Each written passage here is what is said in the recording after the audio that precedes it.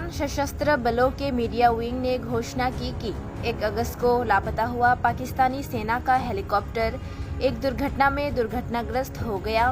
बलूच सशस्त्र विद्रोही समूह के एक छत्र संगठन बलूच राजी आजोई संगर ने इसे गिराने की जिम्मेदारी ली। BRAS के स्वतंत्रता सेनानियों ने पाकिस्तानी सेना के एक कम उड़ान वाले हेलीकॉप्टर को निशाना बनाया। लक्षित हेलीकॉप्टर दारेजी में मूसा गोथ के पास दुर्घटनाग्रस्त हो गया। BRAS बलूच खान के प्रवक्ता ने दावा किया, हमले में विमान भेदी तोपों के साथ हमला किया गया।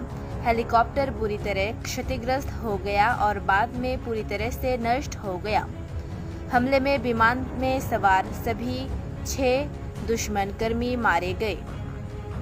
इनमें corps commander 12, corps lieutenant general Sarfaraz Ali, महानिदेशक तटरक्षक major general Amjad, brigadier Khalid, pilot major Saeed, सह पायलट तलहा और चालक दल के प्रमुख नायक मुद्दसिर शामिल थे।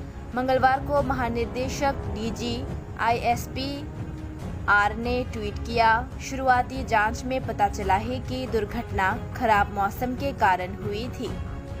एक दुर्भाग्यपूर्ण हेलीकॉप्टर का मलबा जो मूसा गोथ, विंडर, लासबेला में बार राहत कार्यों पर था। लेफ्टिनेंट जनरल सरफराज अली सहित सभी 6 अधिकारियों और सैनिकों ने शहादत को गले लगाया। प्रारंभिक जांच के अनुसार खराब मौसम के कारण दुर्घटना हुई। महानिदेशक ISPR ने एक ट्वीट में कहा, सूत्रों के अनुसार 1 अगस्त को लापता हुए वरिष्ठ सैन्य नेताओं को ले जा रहे पाकिस्तानी सेना के एक हेलीकॉप्टर का मलबा मंगलवार को मूसा गोथ, विंडर, लासबेला में मिला। बोट पर commander 12 corps lieutenant general Sarfaraz Ali सहित 6 लोग मृत पाए गए।